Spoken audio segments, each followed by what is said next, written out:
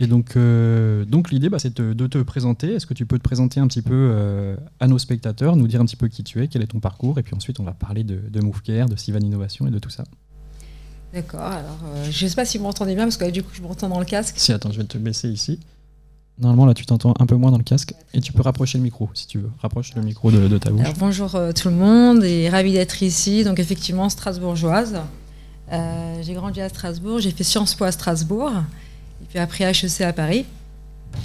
Et voilà, donc États-Unis, Israël aujourd'hui. Donc, je suis basée en Israël. Et je dirige la société Sivan Innovation, qui a effectivement développé, conçu la première thérapie digitale qui est remboursée en France. Donc, je dirige à la fois le site israélien et le site français. On est une société franco-israélienne. Donc MoveCare, je pense que c'est ça qui est intéressant. Donc, c'est une application de santé pour ceux qui ne connaissent pas. C'est une application de santé qui permet de suivre des patients qui sont atteints d'un cancer en leur envoyant un questionnaire une fois par semaine. C'est une série de questions qui reposent sur des symptômes. Et là, on a un algorithme qui va analyser les réponses à ces questions. Et si l'algorithme détecte une rechute, une complication, une anomalie, on a notre système qui va envoyer automatiquement une alerte au médecin qui va pouvoir prendre en charge plus rapidement le patient. Donc, c'est un très long parcours. On a fait plusieurs études cliniques, la clinique de phase 2, phase 3 également.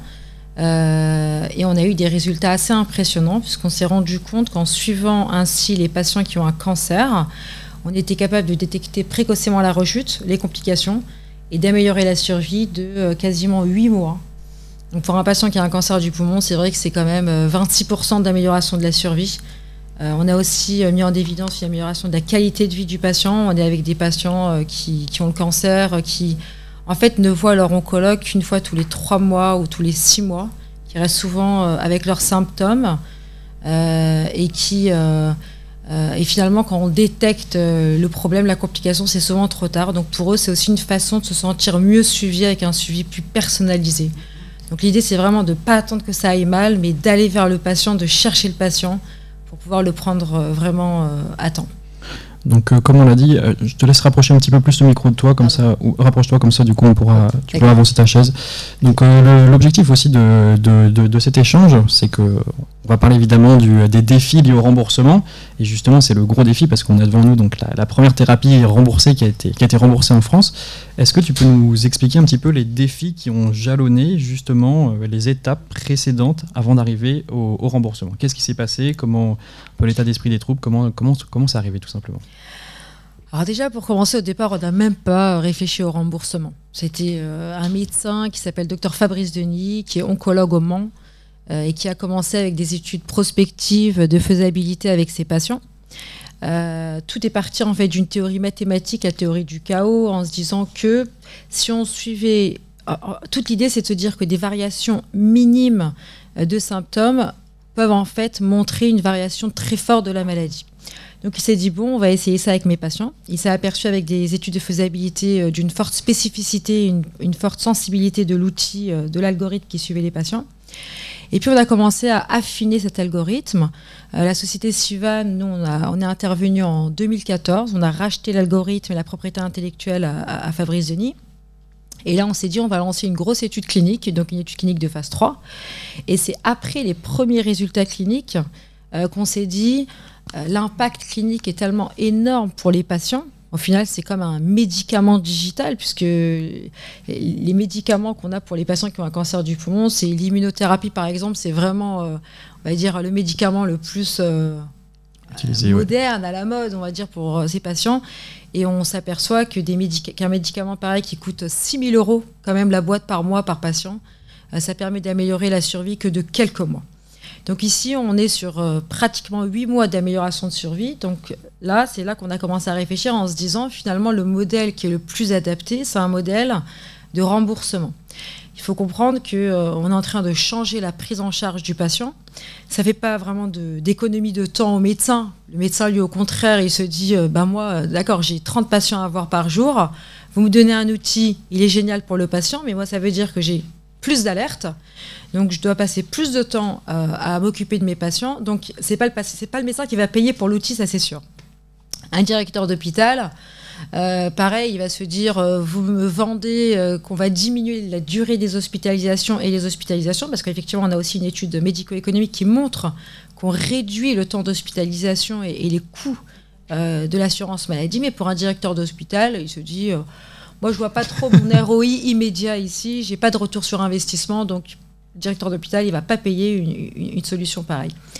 Donc finalement, on s'est rendu compte que la voie la plus logique pour cette prise en charge améliorée du patient, c'était clairement l'assurance maladie. De la même façon que l'assurance maladie en France paye les médicaments et que le patient qui a un cancer ne paye rien de sa poche en France, on est dans une ALD, donc normalement on n'est pas censé payer quoi que ce soit quand on a un cancer. On a compris que c'était vraiment le modèle de paiement qui était le plus à même. Est-ce qu'il y a d'autres modèles que vous avez envisagés justement? Parce que du coup, tu parles de ce modèle que vous avez choisi, mais est-ce que vous l'avez choisi consciemment? Est-ce que vous avez fait des comparatifs des différents business models qui étaient possibles? C'est vraiment plus par choix, pas d'un point de vue combien ça va me revenir ici, combien ici, non. C'est plus par rapport au fait que c'était le modèle le plus logique. D'accord. Les hôpitaux n'allaient pas payer nécessairement. En France, le patient ne paye pas pour son suivi, donc c'était le modèle qui était le plus juste. C'est aussi un modèle qui est vraiment le modèle le plus juste dans le sens où si on le fait payer par des pharma par exemple, admettons c'est un modèle qui est totalement aussi réaliste, mais du coup ça ferait un déséquilibre entre des patients qui auraient accès à cet outil et des patients qui n'auraient pas accès à cet outil. Pour nous, l'égalité des soins, ça passe aussi par l'assurance maladie qui prend en charge ce type de suivi pour les patients. D'accord. Petite question supplémentaire peut-être que les personnes dans la salle se la posent, du moins moi je me la suis posée, c'est de savoir justement comment ça se faisait qu'une start-up israélienne vienne développer la première thérapie digitale remboursée en France. Comment ça s'est passé? Bon, alors, on doit te la poser souvent. J'ai l'habitude de dire, on est plutôt des Français exilés en Israël. Okay. Voilà, c'est-à-dire, en fait, on est tous Français. D'accord. À part les développeurs, on bénéficie d'un écosystème fantastique en Israël de développeurs en santé digitale. Il faut savoir qu'en Israël, ils sont extrêmement avancés sur tout ce qui est santé digitale. Ici en France, par exemple, c'est tout à fait nouveau qu'on ait l'ENS, donc la plateforme numérique en santé, avec une plateforme unique qui va rassembler tout notre historique de santé. Donc c'est en 2022 qu'on la lance. Ça fait peut-être 10-15 ans qu'elle existe déjà en Israël. Donc c'est vrai qu'on bénéficie, on est content de bénéficier d'un écosystème qui est assez favorable à la santé digitale. Mais pour autant, on est une société avec un ADN très français. Donc les dirigeants, on est tous français. La recherche clinique qu'on a faite, c'est une recherche qui est faite avec des patients français également. Donc pour nous, c'était plus logique de commencer par le marché français et d'en faire bénéficier les patients français d'abord. D'accord, directement. Ok, très très clair. Et justement, est-ce que tu pourrais essayer d'expliquer les étapes, donc la déconstruction du processus pour arriver jusqu'au remboursement? C'est-à-dire que quelles personnes tu allais contacter, comment ça se passe tout simplement une négociation pour rembourser? Parce que ça doit être des grosses questions aussi que nos auditeurs peuvent se poser. Alors, c'est un très long gros processus, sujet. effectivement. Alors, déjà, on a d'abord fait une rencontre précoce avec la HS. Donc, en France, le système, c'est la HS qui va prendre une décision sur le remboursement. La HS, on a d'un côté la CNEDIMT qui va évaluer, en fait, qui va donner un avis favorable ou non par rapport à l'évaluation du bénéfice clinique du dispositif médical. Donc déjà, c'est un dispositif médical, donc ce n'est pas juste une application de santé, comme on peut en trouver des applications de bien-être, c'est un dispositif médical de classe 1. Donc on a obtenu le marquage C en juillet 2017. Donc déjà, pour commencer, on discute avec la CNEDIMT, donc il y a un vrai dossier à monter. Alors nous, on ne venait pas nécessairement en plus du monde de la santé, en tout cas pas tous, donc c'est vrai qu'on s'est fait vraiment accompagner d'experts. C'est d'ailleurs vraiment mon conseil, c'est de se faire accompagner d'experts santé. Donc on a pris un cabinet qui s'appelle Nextstep, qui est vraiment spécialisé dans l'accès au marché en France. Donc on a fait cette première réunion précoce avec la HS. Puis on a déposé un dossier de remboursement. Alors pour la petite histoire, la première réponse de la HS était non. On n'a pas obtenu le remboursement tout de suite. Donc effectivement, il y a eu pas mal d'allers-retours entre nous et la HS par rapport à des questions essentiellement sur la méthodologie utilisée pour l'étude, les résultats. Donc ils vont vraiment rentrer profondément dans tous les résultats cliniques et essayer de voir qu'est-ce que vous apportez par rapport à un suivi standard. quel est vraiment le bénéfice pour le patient? Alors forcément, c'est vrai que pour nous, la survie, c'était considérable. On a également été accompagné par des médecins, par des oncologues qui ont utilisé la solution. Je pense aussi que c'est important d'avoir des médecins qui y croient et qui utilisent la solution déjà dans la vie réelle et qui peuvent vraiment témoigner de l'intérêt de la solution. Donc pour nous, c'était essentiellement l'Institut Curie qui nous a accompagnés auprès de la HAS. Donc on travaille beaucoup avec l'Institut Curie, professeur Nicolas Girard, docteur Alain Livartowski. Et donc voilà, donc là on a fait une audition, on a vraiment bien réexpliqué les choses parce qu'aussi c'est quelque chose qui, aujourd'hui je trouve que c'est beaucoup plus facile à expliquer. Une thérapie digitale qui améliore le suivi. On a surtout eu le Covid, donc tout le monde est conscient aujourd'hui que les patients qui ont un cancer ne vont pas nécessairement aller à l'hôpital. On a vu pendant le Covid qu'on avait une perte de chance des diagnostics très tardifs parce que les patients sont des patients fragiles qui ont peur d'aller à l'hôpital et de choper une infection. Donc je trouve qu'aujourd'hui, globalement, on a quand même des acteurs de la santé qui comprennent assez bien l'intérêt d'une thérapie digitale, d'un suivi à distance. À l'époque, est-ce que tu dirais que le Covid vous a aidé, entre guillemets? Oui, quelque part, oui, puisqu'on a obtenu remboursement pendant cette période. Et c'est vrai qu'au départ, on a vraiment dû faire une audition et expliquer. La question, c'était, mais comment est-ce que vous améliorez la survie avec une application digitale? En fait, il fallait vraiment faire comprendre que cette détection précoce avec un suivi à distance, ça allait avoir un impact majeur sur toute l'évolution de la maladie. Donc c'est vrai que ça a pris du temps de pédagogique, d'explication vis-à-vis de la HAS. Une fois qu'on a eu l'avis favorable, donc là on était contents, c'est avril 2019, on a eu un avis favorable et un ASA 3 de la HAS. Et là, on a commencé les négociations avec le CEPS. C'est toi qui gères les négociations du coup à ce moment-là? Ok. Alors, les négociations avec le CEPS, là c'est vrai que c'était très difficile parce qu'il n'y a pas vraiment de référentiel. Oui. Donc, comment est-ce qu'on donne un tarif à une application digitale? Alors bon, on a essayé d'apporter plusieurs éléments, on a construit un dossier, on a dû réfléchir un petit peu, encore une fois avec des experts, on ne l'a pas fait tout seul, on s'est fait vraiment aider pour la réflexion. La première chose, c'est de se dire combien coûtent des médicaments? Des médicaments qui améliorent aussi la survie, combien ça coûte? Une boîte de médicaments, encore une fois, c'est entre 3 000 et 5 000 euros. Bon, on n'a pas eu 3 000 ou 5 000 euros par mois, forcément non. Mais disons, ça mettait déjà le niveau de la discussion, on pouvait déjà commencer à réfléchir. On améliore la survie. Voilà ce que vous payez pour améliorer la survie, c'est déjà un premier argument. Un deuxième argument, c'est de dire la sécurité sociale a déjà en fait consenti un prix extrêmement fort à ces thérapies, puisqu'on a déjà payé, on paye déjà l'immunothérapies de façon extrêmement forte. Mais en réalité, si vous donnez le médicament au mauvais moment, ou si vous le donnez trop tard, c'est une perte de chance pour le patient. Donc l'effet de ce médicament n'est plus aussi fort. Donc ça, c'est un argument très fort, c'est que finalement, pour un coût marginal, l'assurance maladie allait pouvoir optimiser l'effort qui était déjà consenti finalement par la collectivité dans des médicaments qui étaient importants. Donc ça les a aussi, je pense, fait réfléchir, à ébranler. Ensuite, il a fallu ils nous ont demandé de faire une comparaison entre le suivi standard et un suivi avec MoveCare. Et de dire, pour avoir l'équivalent dans un suivi standard, admettons on n'a pas MoveCare, qu'est-ce qu'il faudrait mettre en place dans le suivi standard pour arriver au même effet pour le patient? Donc on a réfléchi. Par exemple, ça voudrait dire qu'il faudrait une visite toutes les semaines chez le médecin, qui pourrait effectivement poser les mêmes questions et réfléchir. Il faudrait des CT scans de façon plus rapprochée. Un CT scan, ça coûte extrêmement cher. Il faudrait peut-être une visite d'un spécialiste une fois par mois. Donc en fait, on a vraiment fait une comparaison.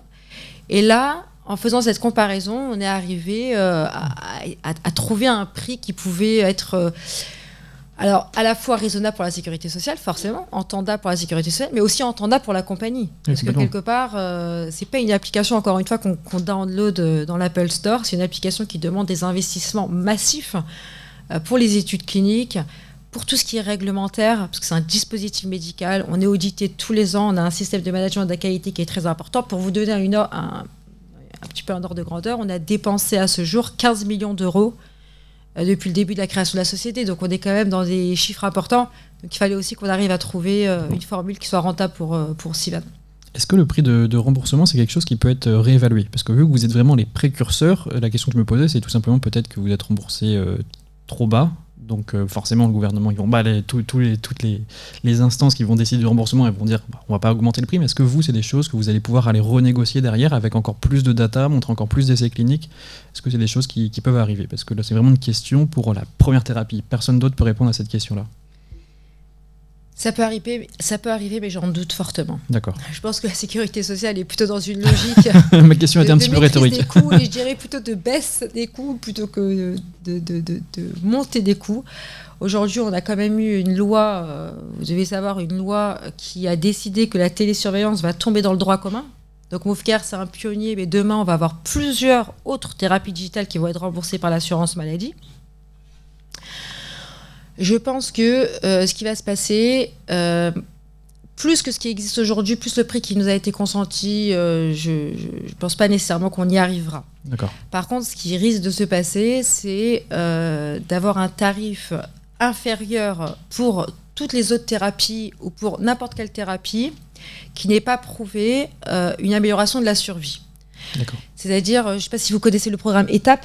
Par exemple, donc le programme ETAP, c'est un programme qui avait mis en expérimentation dans plusieurs pathologies des dispositifs de télésurveillance, par exemple dans le diabète, dans la cardiologie.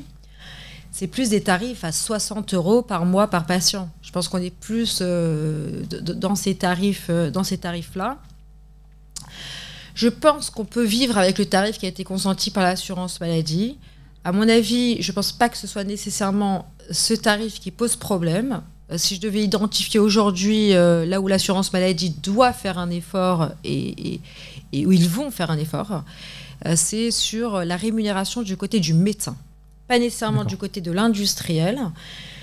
Mais en fait, on a une thérapie digitale et c'est très bien. Et la France, c'est quand même la première à l'avoir remboursée en Europe. Donc je pense que c'est déjà extraordinaire. Mais il faut réfléchir à tout le processus parce que vous mettez en place une thérapie digitale pour le bien-être du patient, mais on n'a pas pris en considération quel est l'impact sur l'organisation des soins. Qui va s'occuper de cette thérapie?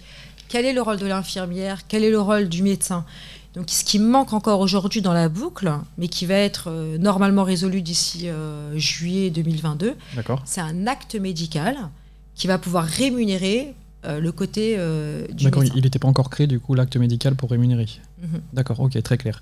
Une question qui va intéresser aussi encore peut-être nos auditeurs, désolé. Je me répète un petit peu des fois dans la formulation de mes questions, mais c'est que là, comme on est en train de faire un hackathon, il y a quelque chose qui est toujours très intéressant, c'est d'identifier les erreurs que tu aurais pu faire, et du coup, quelles erreurs tu as pu faire, vous avez pu faire avec Sivan et MoveCare, et que tu ne vas pas reproduire, et que du coup, entre guillemets, les conseils que tu pourrais donner pour accélérer tout le processus que vous avez fait.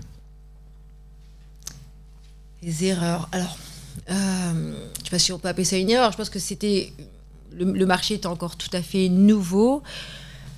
Alors, je peux identifier peut-être deux conseils, ou même peut-être trois. Alors, la première chose, c'est effectivement, c'est penser tout le système dans son ensemble.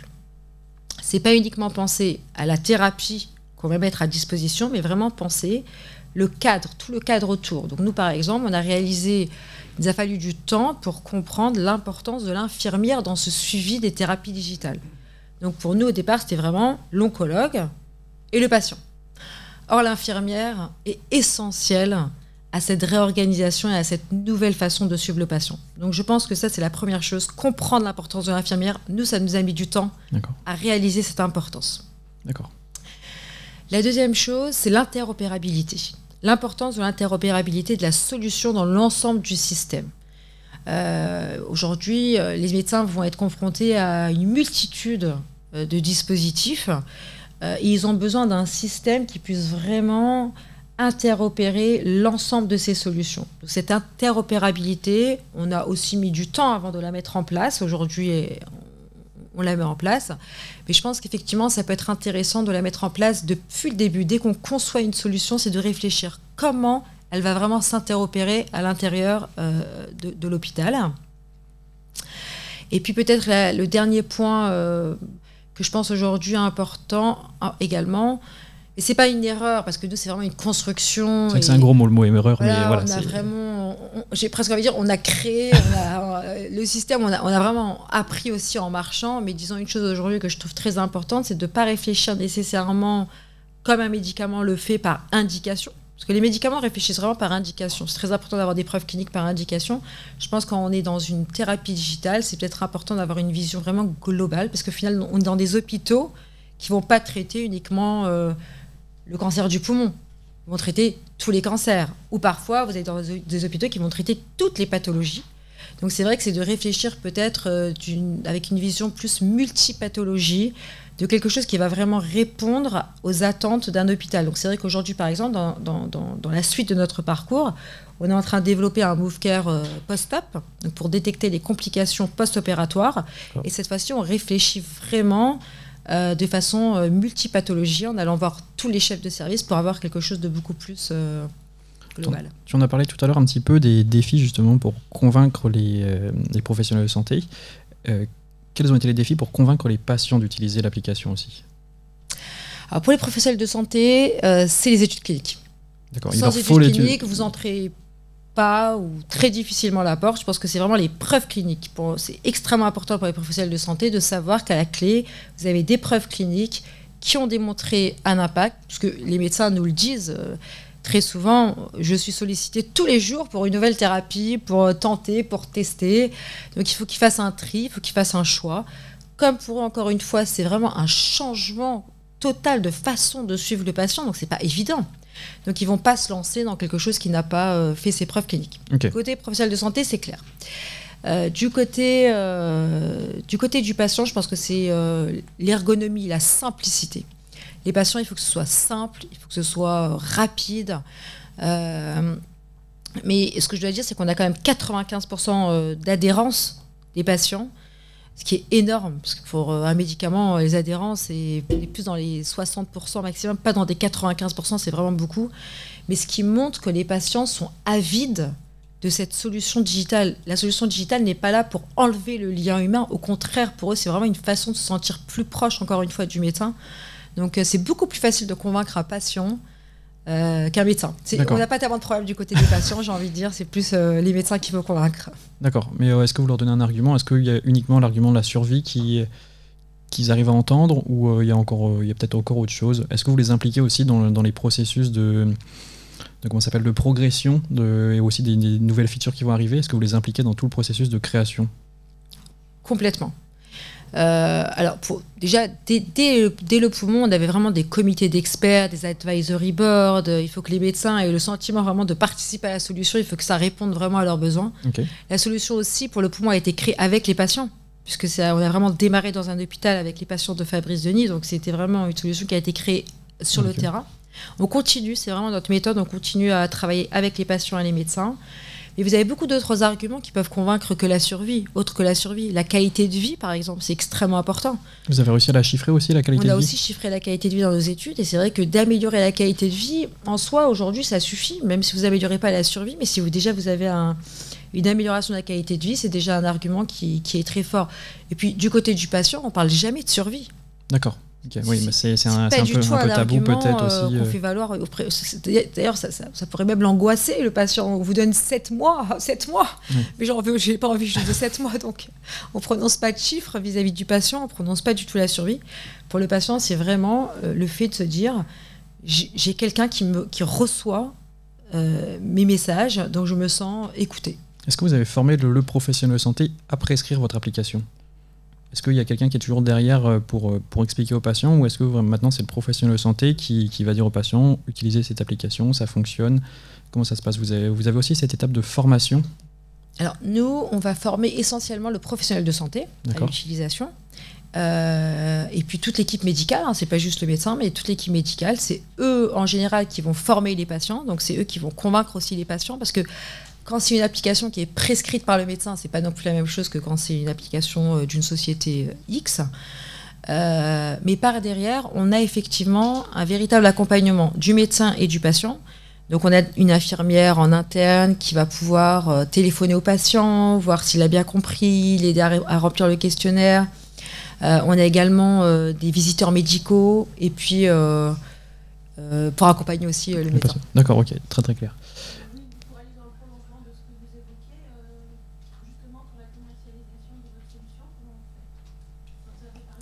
Alors, pour la commercialisation, on est vraiment... on est comme un petit labo.